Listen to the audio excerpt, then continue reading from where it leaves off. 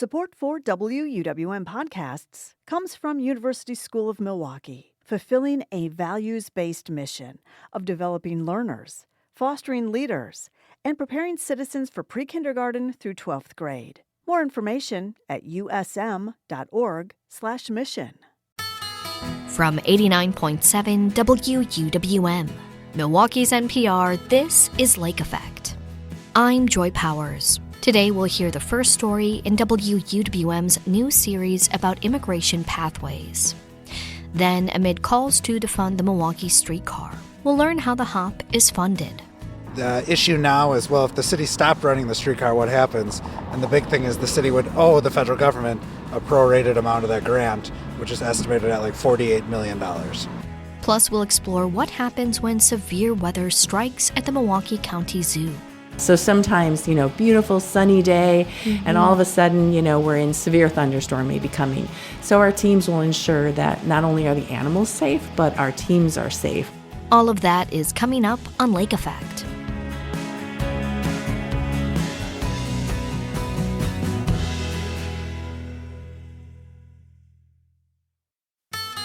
This is Lake Effect from 89.7 WUWM, Milwaukee's NPR. I'm Joy Powers, and thank you so much for joining us. A new podcast from WUWM, Status Pending, takes an in-depth look at our immigration system through the eyes of the people most affected by it. In the first episode, reporter Emily Files tells us the story of two sisters who lived without permanent legal status for years, but recently were able to get their green cards. You know when you're waiting on some important news, a test result, or a job application, and then the call comes at the most unexpected time? That's what happened to A. She was at the vet with her cat. And I pulled out my phone to start taking notes for what the vet was telling me when I saw the Gmail notification that USCIS had taken action on my case. USCIS is U.S. Citizenship and Immigration Services. A had lived in the U.S. without permanent legal status since she was 2. Earlier this year, she applied for her green card after marrying her husband, a U.S. citizen. The email she got at the vet's office was everything she was hoping for. I just gasped, and she's like, "What's wrong?" And I told her, this might be TMI. I applied for my green card.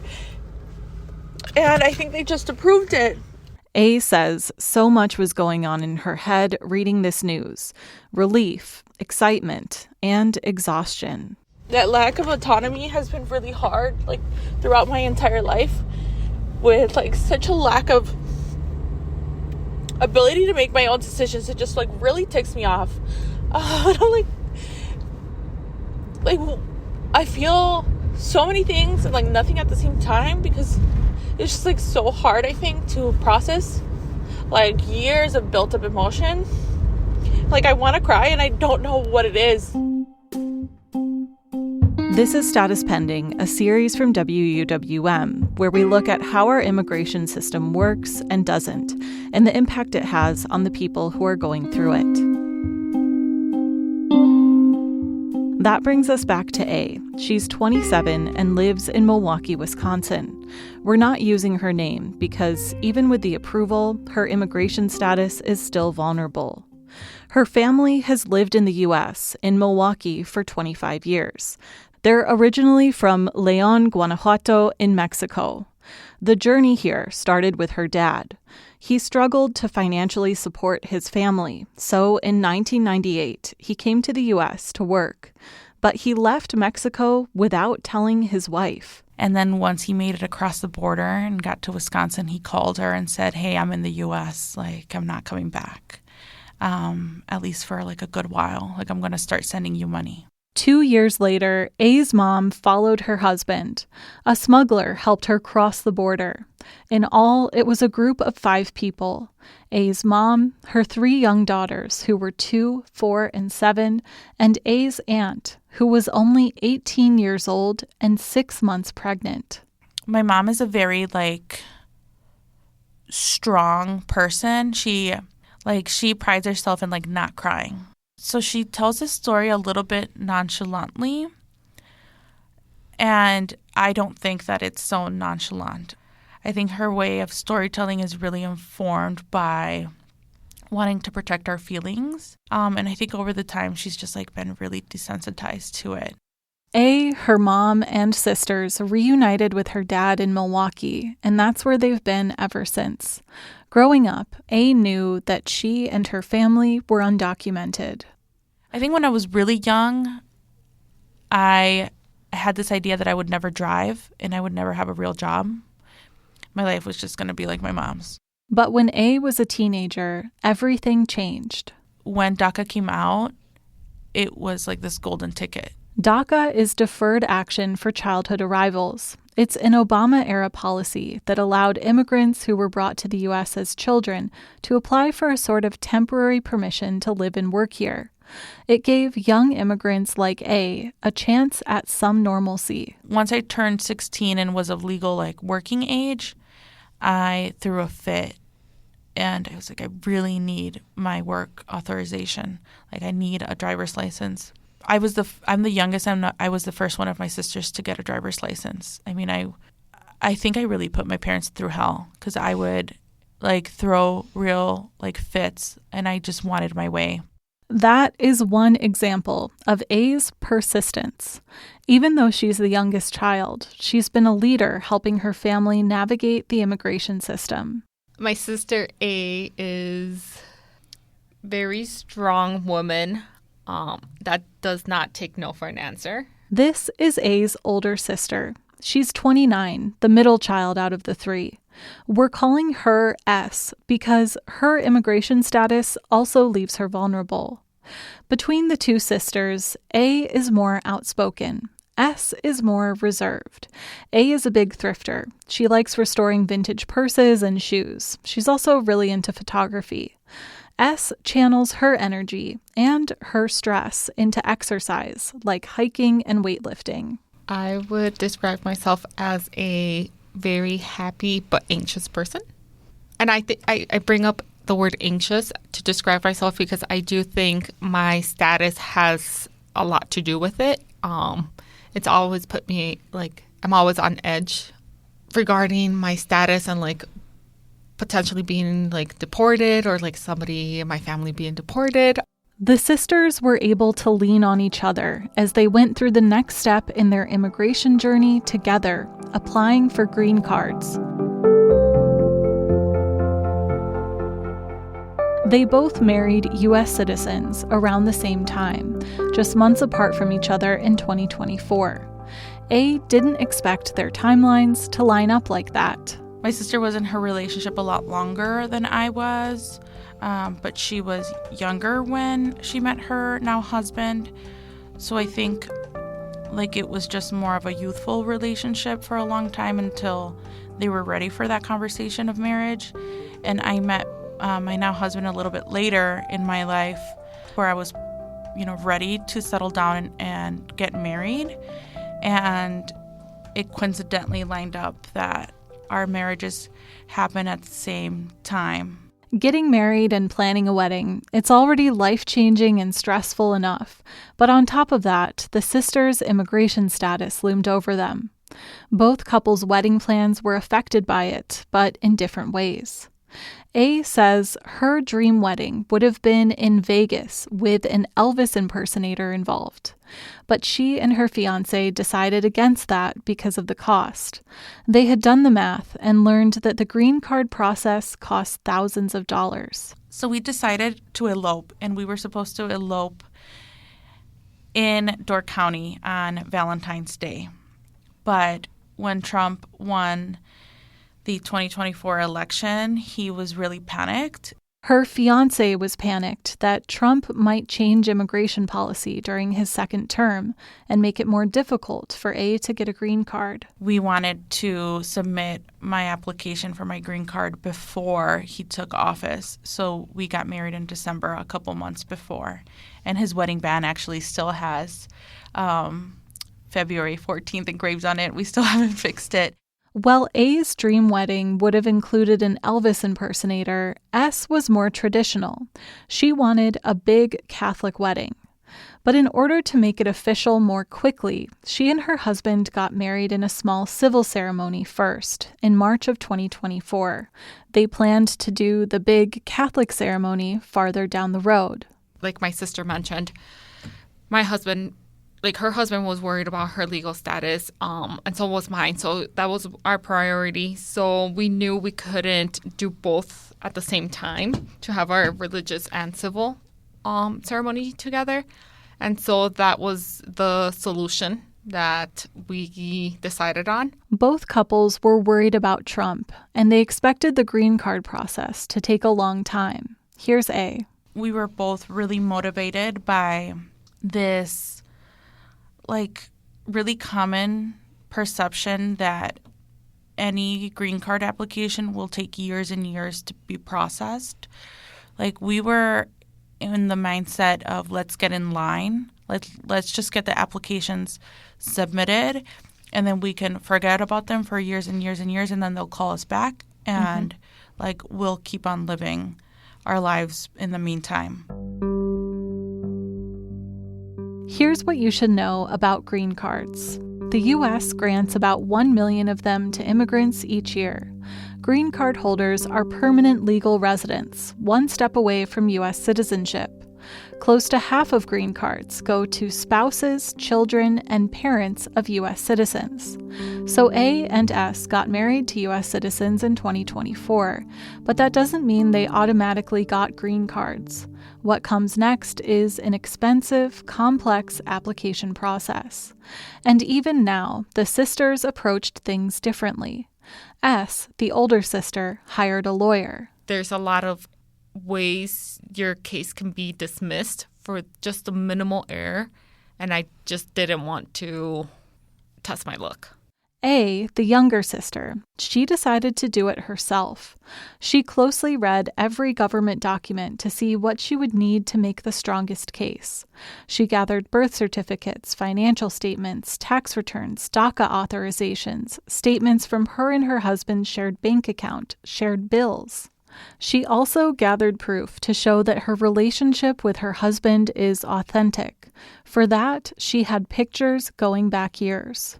I know that my marriage is honest and true, and I worry that because of whatever documents I can provide that isn't or won't be apparent, or that the person reviewing, because of their preconceived notions, they'll think that I'm lying. I think that's really anxiety inducing. Even with an attorney, S had similar concerns. Would she and her husband get tripped up? Would something they said be used against them? People mention that they ask you to give your spouse's phone number. I don't know his phone number. He doesn't know mine. We live in, 2025 where you just dial and you don't actually know somebody's phone number. So it was those type of scenarios that triggered that thought. Both couples submitted their green card applications in January, about 2 weeks apart. In May, both of them received notice they would move on to the next step, an interview at the USCIS office in Milwaukee. The appointment for S was in late June. A's appointment was in early July. When S and her husband showed up for their interview, they got even more anxious because their lawyer was running late. They decided to do it without him. They didn't want to reschedule the appointment. The days after their green card interviews were nerve-wracking for the sisters. They looked to Facebook groups with people going through similar experiences to compare whether it was normal to not hear back right away. S recorded a voice memo about how she was feeling. I wish I would have just gotten an answer today. I think emotionally I'm just drained and didn't want to go through another stretch of time being anxious and just always checking the mailbox. I wanted more peace of mind. Even though A's interview happened a few days after her older sister's, she's the one who heard back first, just 8 days after the appointment. That was the email she got when she was at the vet's office with her cat. She was relieved. Meanwhile, S was still waiting. the sister who filed her application first, who hired an attorney. That made her worried. Why hadn't hers been approved yet? I was just paranoid that my husband and I had answered a question during the interview that, might have thrown my application out or denied. And so it just created more anxiety. But the next day, she got her approval too. Even though it felt like an eternity, the sisters' green card process only took about 6 months. But it wouldn't have been as quick of a process if they hadn't done one crucial thing: advance parole. Advance parole is a program that allows certain immigrants with temporary status to leave the U.S. and be legally paroled back in. For DACA recipients, it does something very important. It overrides their initial illegal entry into the U.S. It's like erasing a black mark from your record. Bridget Kuchma is an immigration attorney in Wisconsin. She says an immigrant's entry into the U.S. is key to the green card process. If you entered without permission, it gets complicated. Let's just give an example. An individual has entered the country 20 years ago, is now married to a U.S. citizen, and their process now, instead of being able to adjust status within 1 to 2 years here in the country, due to the fact they entered without inspection, without parole, without admission, they're now looking at a process that's going to take approximately 6 years and will ultimately lead them to an interview at the U.S. consulate abroad in their home country. If the sisters hadn't used advance parole, they would have needed to leave the country as part of their green card process. It creates a forgiveness. It cancels out your uninspected entry. A was the first of her siblings to use advance parole in 2023 and again in 2024. She helped S get her documents in order to travel on advance parole too, also in 2024. During those trips, they reunited with their grandmother and extended family in Mexico for the first time since they were children. A lot of those family members they hadn't even met before, since they left when they were so young. But what about undocumented immigrants who aren't eligible for advance parole? Kuchma says often they have no good choices. Many would have to leave the U.S. for 10 years or more to qualify for a visa. Some don't even have that option. So a lot of little caveats that affect people, and when we hear this misnomer, this absolute lie, just get in the line, do it the right way. Well, the line is not a line. It's a zigzag puzzle mess that often ends in dead ends for people. And so the reality is there's very few people who check all the boxes, who are able to adjust here in this country lawfully. A and S recognize that they were lucky. I think it's important to realize that our experience going from DACA through adjustment of status to green card holders is kind of niche. We have a lot of privileges. Having DACA allows you to do advanced parole. It allows you to have a working history authorized by the U.S. government. DACA stopped accepting new applicants in 2021, so lots of young people similar to A can't take the same pathway to a green card. The Trump administration has also made it more difficult to use advance parole. There's a new $1,000 fee, which immigrants using advance parole must pay when they re-enter the U.S. There's also the fear that they won't be allowed back in. You can see why the sisters were relieved when their green cards were approved. They've had to live with uncertainty almost their entire lives until now. Here's S. I do know my dad cried. My mom doesn't cry often. And she didn't cry.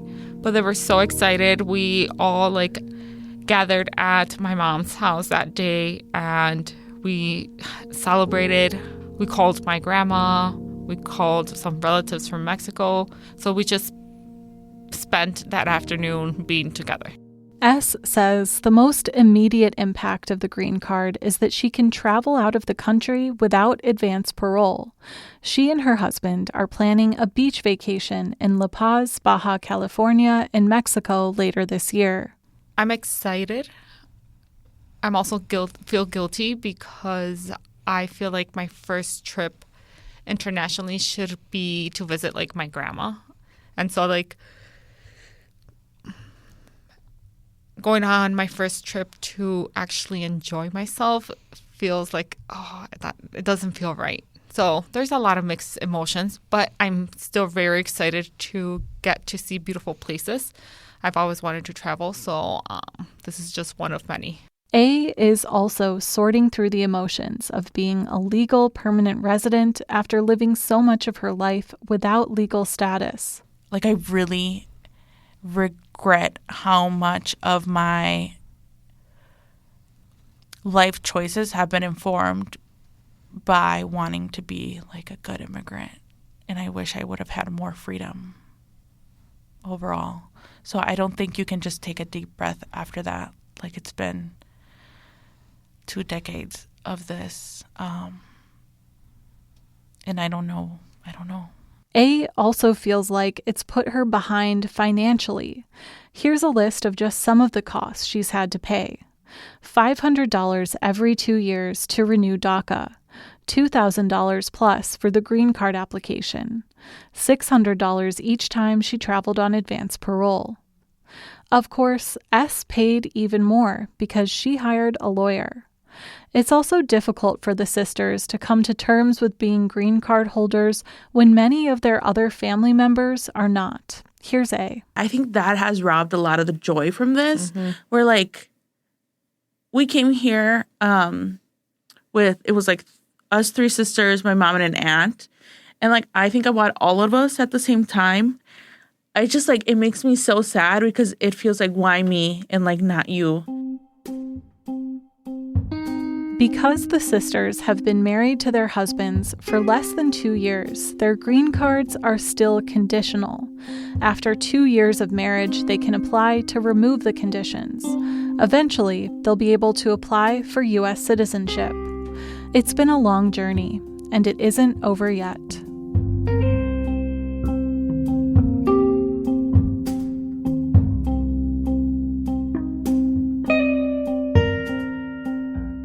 That was Emily Files with the first episode of WUWM's new podcast, Status Pending. You can subscribe to the podcast on Spotify, Apple Podcasts, or wherever you like to listen. New episodes in the limited series drop each Wednesday. In about 15 minutes, we'll learn how the Milwaukee County Zoo prepares staff and animals for severe weather. But first, we'll take a ride on the Milwaukee streetcar and learn about how it's funded. That's coming up on Lake Effect on 89.7 WUWM, Milwaukee's NPR.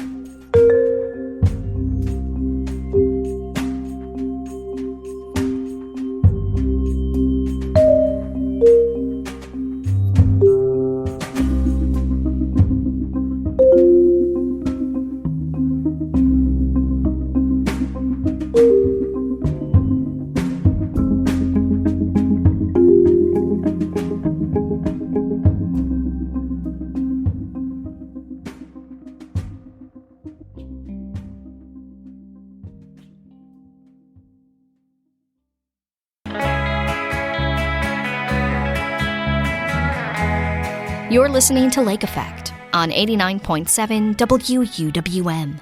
I'm Joy Powers. Some people love Milwaukee streetcar The Hop. Others not so much. Some local officials are calling to defund it. Others want to expand it. But they're running into trouble doing that because of a 2023 state legislative package.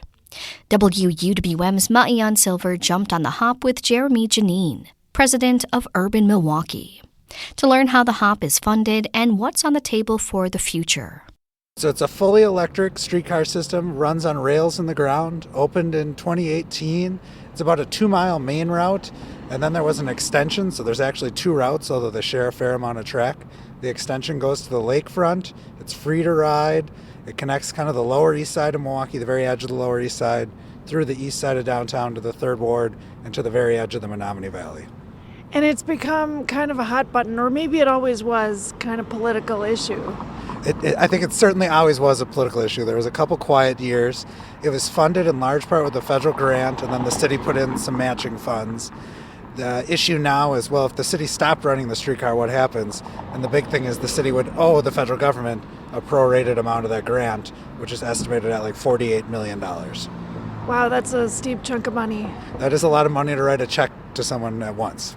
So can you unpack that a little bit for people who haven't quite been following the Milwaukee? Ooh, I see a streetcar in the distance. So sure, any federal grant that you get to build a transportation asset, whether it's a freeway, a streetcar, something in the port, if it has a term, and for the streetcar it's 25 years, I think, of operation. If you stop doing that within that amount of time, you owe the federal government a prorated amount back. They give you the money they expect you're going to do it. So the HOP is 7 years in now, so they would owe deferred amount of $70 million, which was the federal grant to build the system. They would owe that much back to the federal government. So just to make it clear, the city isn't on the hook for that right now, only if they got rid of the streetcar. Correct. Only if they got rid of the streetcar. Otherwise, the city, and this is where it kind of comes a rub every year at budget time, is the city has to pay to operate the streetcar, which costs about $7 million a year. There's about $4 million that the city actually has to pay. On that note, let's kind of hustle. I guess we're kind of far from the... No, we'll be fine. There's plenty of doors. You're a seasoned streetcar user. I've never gotten anywhere early, so I'm always running onto it.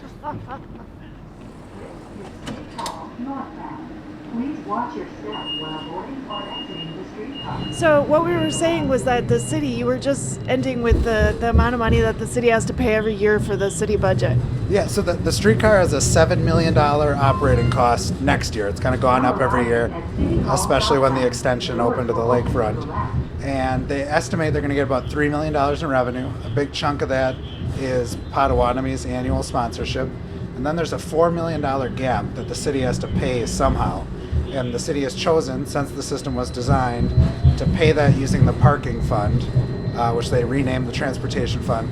But that's money from parking tickets, parking meters, and then garages and parking lots that the city owns. Okay, so enter an alderman. Alderman Scott Spiker. He's with District 13, which is way in the south of the city. It's the southernmost, aldermanic district. What's his stake here? Scott Spiker was elected in 2019, so he didn't vote on the system's creation in 2015, and he replaced actually a pro-streetcar alderman, Terry Wachowski. And Scott Spiker has never been a fan of the streetcar, and this year he's really ramped it up to say, I want to get rid of it. He tried this a couple of years ago, and that amount that the city has to pay back, now it's $48 million. It was 60-some million then. So the idea went over like a lead balloon. Now he's thinking, the Trump administration, maybe they'll just forgive the money that the city owes them. And he's got some people on board with him, right? Who's that? He's got state legislators on board. He yet to find a single common council member to go on board with him. But he has State Senator Van Wongard from Racine, and then former Milwaukee Alderman, now State Representative Bob Donovan. They're both Republicans. They're both Republicans. They've both authored a letter to Transportation Secretary Sean Duffy saying, hey, get on board with Scott Spiker's request to forgive Milwaukee owing any debt related to the project. And then there are people that are, kind of opposing Alderman Spiker, a few alder people. Who's that? Area alderman, and I say area being the downtown alderman, Bob Bauman is the leader of that, as well as Peter Burgelis, who represents a district on the far southwest side to Spiker's far southeast side. Interesting. And both of them say that the HOP is actually a boon to the city. They justify that, one, based on the mobility it provides some people, but two, looking at assessed values. They look at the values downtown of property have risen faster than the rest of the city. They attribute that at least partially to the HOP. You'd have to really get in the weeds with real estate developers to figure out if that's true. But the one thing we do know is the 333 water tower, and we're actually going to ride by that shortly. The developers of that said that the streetcar was a factor in developing the building there. Okay, but the city budget has just been on the minds of all the alder people. I guess Alderman Spiker made an amendment, and he was asking to defund the HOP as well. He made another amendment. What was that?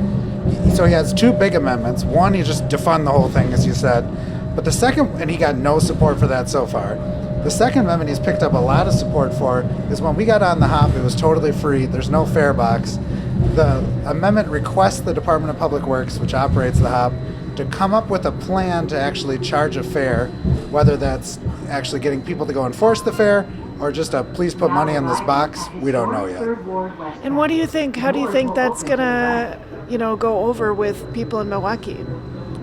I think people, the attitude towards the HOP, when you look on social media, what people are commenting, when you talk to people about it, is there is a concern that it's totally free.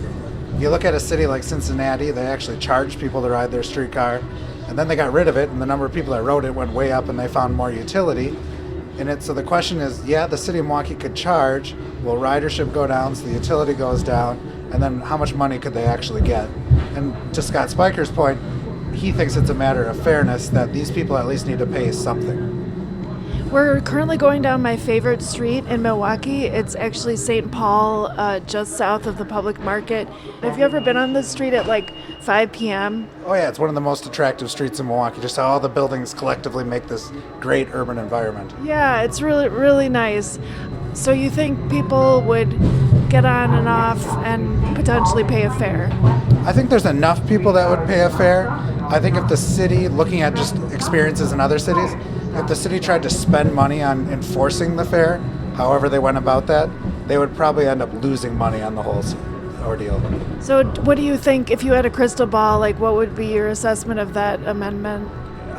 I think the amendment will pass. I think the solution to satisfy kind of the political argument will be just to please put money on this box on the streetcar. I don't know how much money they'll actually collect. Maybe someone will pay. We'll see. I see. Interesting. So it might be kind of at a museum where you get the please donate if you like this. Exactly. That's exactly what I would expect. The big elephant in the room is, why can't Milwaukee expand in the whole Act 12 shared revenue thing? Sure. Milwaukee, when they originally built the streetcar, was using what are called TIF districts, which is basically future property tax dollars from development to fund the system. And that worked very well to get the system up and running.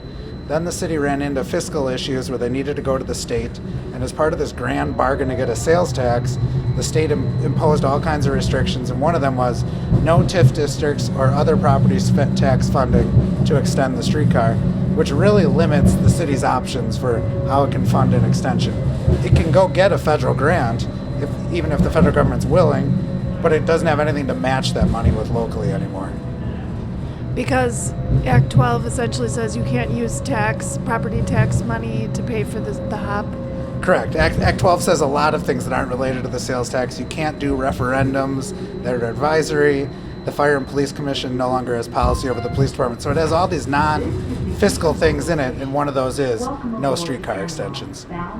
So do you anticipate, I know some people have said, I think in some of your reporting you talked to Public Works Commissioner Jarrell Kruschke. What do they think about it? There seems to be some optimism within the Department of Public Works that with the change in state maps that it won't be just Republicans in control in the state legislature, and that could lead to a more favorable environment for transit. Maybe that provision gets stripped out of some future state budget bill.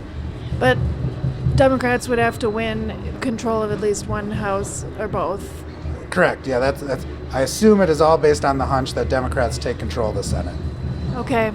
And then there's the other thing that shutting the system down, according to Kruschke, would eliminate Milwaukee from getting Federal Transportation Administration funding in the future.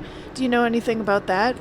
That's what he said, and that the city has long made that argument that, okay, not only will we owe, right now it's $48 million back, but we'll also get this kind of scarlet letter that the federal government's not going to hand us more money. I don't know how true that is. That is their claim. The city doesn't get a lot of federal money directly. A lot of it comes via the state. So what money there is out there that the city might get, it's up in the air. But it certainly doesn't look good if you're taking money and then giving it back. And currently we are at the intermodal station. This is where everybody can take trains to Chicago or buses or can go to Minneapolis, all sorts of things. Hi. We're literally at the end of the line right now. We just watched the operator get out. He walks to the other end and we'll start up and go the other direction. So overall, what's your assessment of this project in Milwaukee? Like, do you think it benefits the city? What do you think? When I look at it, when I think back to when it was being debated in 2015, a lot of the discussion was about, okay, we're going to start here and then we're going to grow it. And it seemed like it just continued to make more sense, even with relatively short extensions. I think if the city can't extend it, the longer it goes on, it is going to have challenges getting political support to continue to operate it. Gotcha. Have you ever seen potential design plans for what the extensions would look like in Milwaukee if it went to Brady or Walker's Point or Bronzeville or, all the Fiserv? There was a huge push in 2019, in part to get the short extension done for the DNC at the time in 2020, to extend things up to Wisconsin Avenue, to what's now the Baird Center.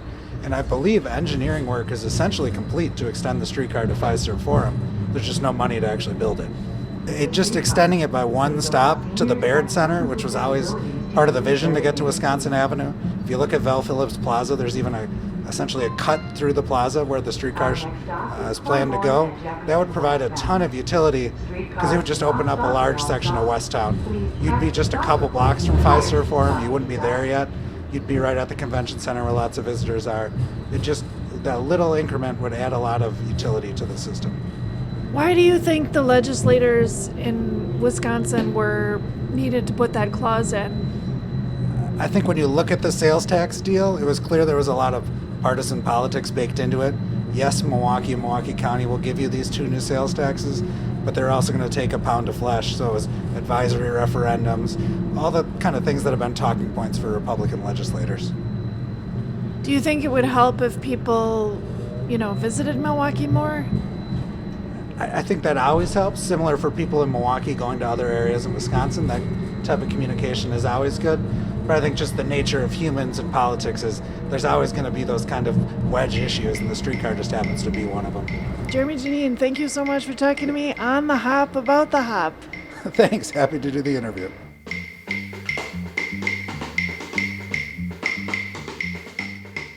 Jeremy Janine is the president of Urban Milwaukee.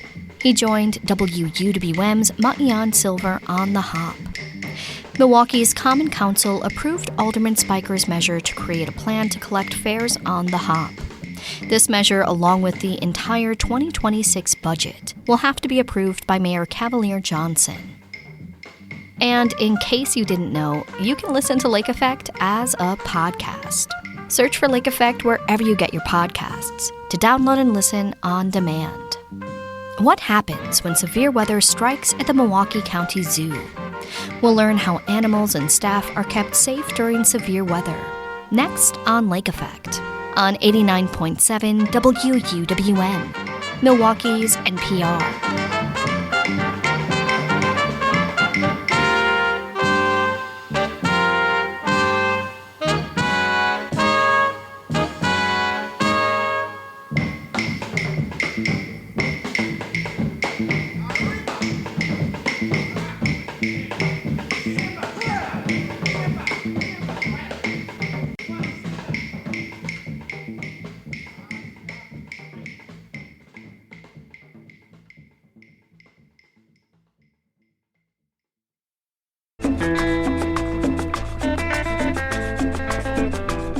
This is Lake Effect on 89.7 WUWM.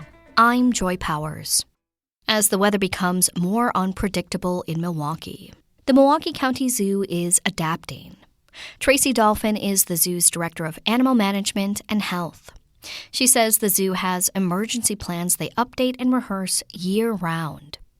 Dolphin speaks with Lake Effect's Excret Nunez about how the Milwaukee County Zoo prepares for weather disasters and how they handled the historic flooding this summer. Before we discuss how the zoo prepares for when extreme weather hits, can you give me some background on how the zoo decides which animals to bring and exhibit at the Milwaukee County Zoo? Like, what factors get considered? That's a great question. And there are many factors that are considered, and it really depends on the species of animal that we are bringing in. So one of the very first things we're going to look at is, do we have the facility to house that animal? Do we have the staff that can take care of the animal? Do we have the veterinary care? Do we have the diet? All of those are factors that go into whether we will look at bringing an animal in. But also then we look at, because we're a conservation organization, so we really work with the associations of zoos and aquariums, and we look at the entire population that are housed within the AZA. And we align our collection plan to what is needed. So if we are going to be bringing in a specific type of bird, are they an endangered animal? Are they threatened in the wild? So we look at those kind of ICUN standings to see if those would be a great fit for us as well. And then we build our animal collection up from there as well. Just to clarify, can you explain what the AZA stands for and what that is? Sure. It's the Association of Zoos and Aquariums. It is our accredited body. So we are accredited by AZA.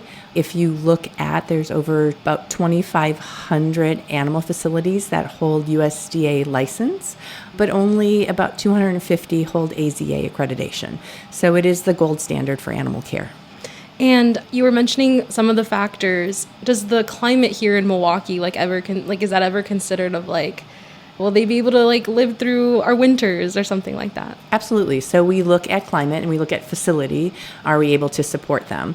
So I will just jump in and say our snow leopards and our red pandas are really adapted to cold climates. So they do really, really well in our winters, but we also provide them air conditioning indoor habitats in summer.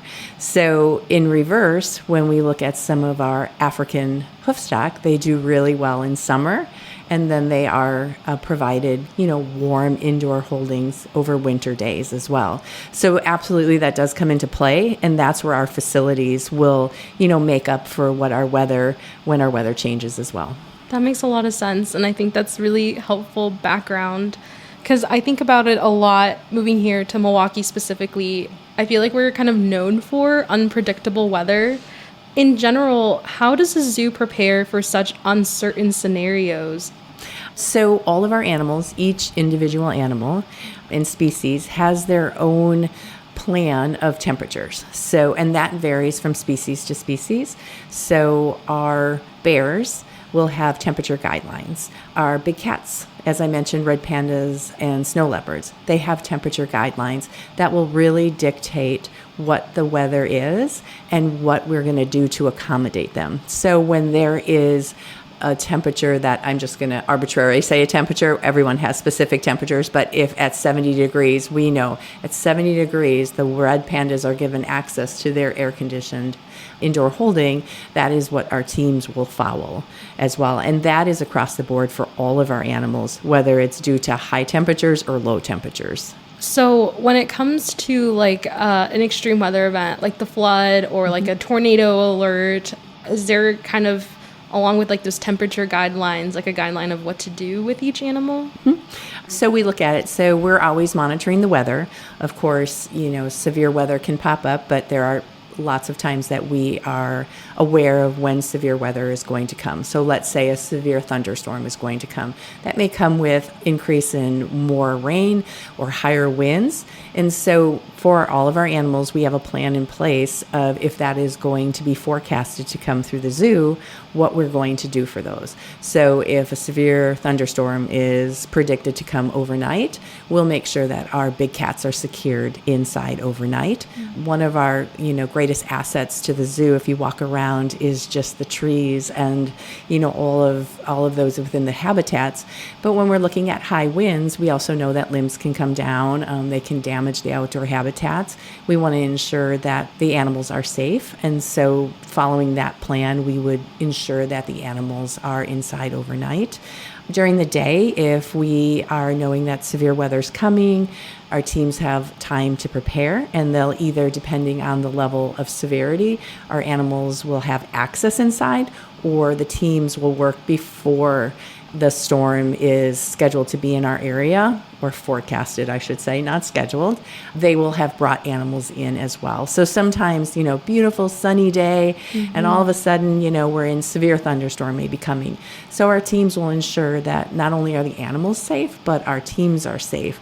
So we'll bring in animals ahead of time so that then our team is also safe during that period of time. So you're definitely looking at a lot of different factors.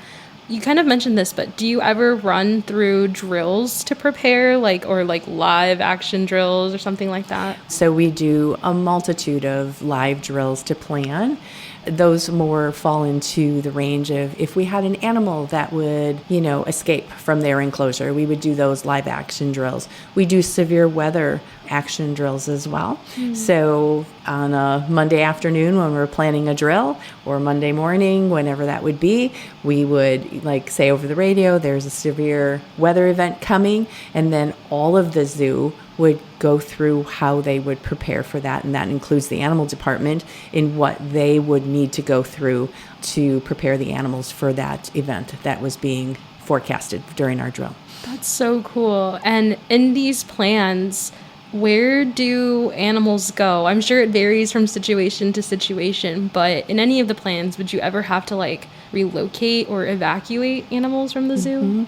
It depends. It depends on what that situation would be.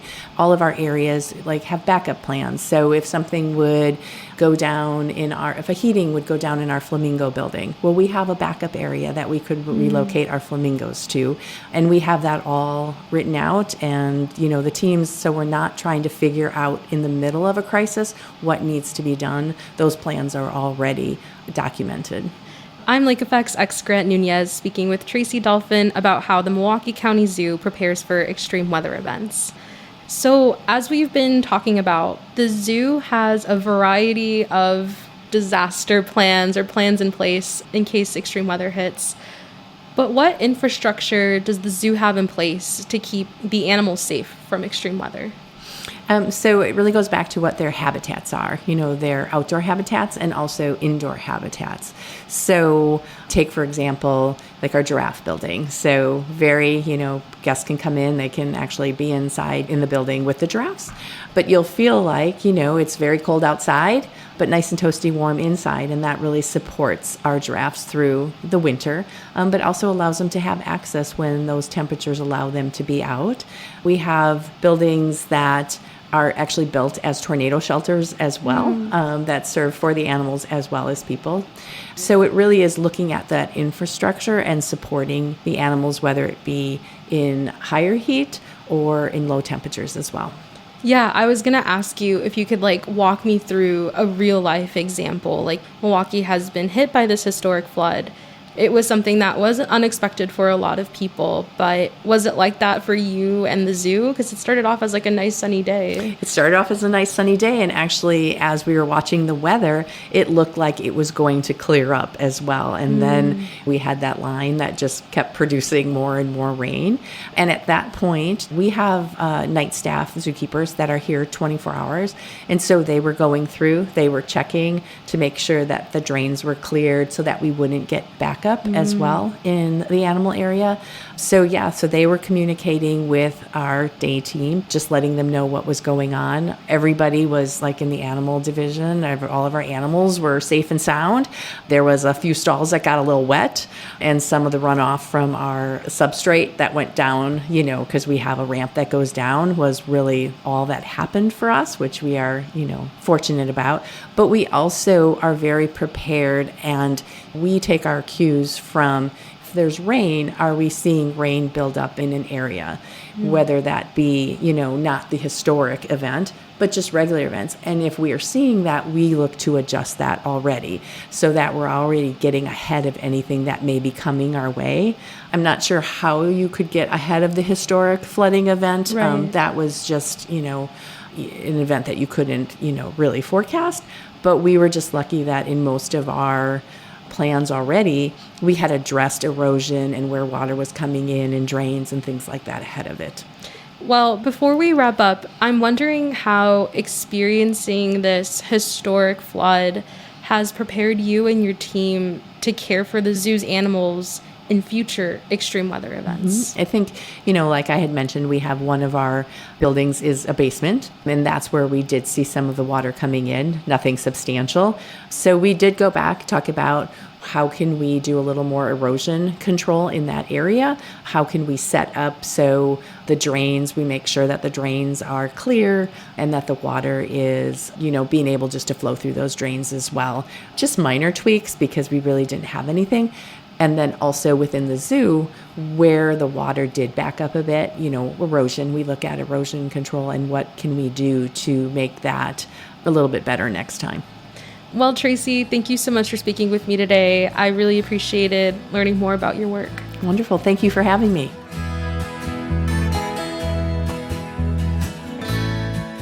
Tracy Dolphin is the Director of Animal Management and Health at the Milwaukee County Zoo. She spoke with Lake Effect's Excret Nunez in September. And that wraps up today's show. Thank you so much for being here with us. I'm Joy Powers. If you missed any of Lake Effect this week, you can find all of our conversations at WUWM.com.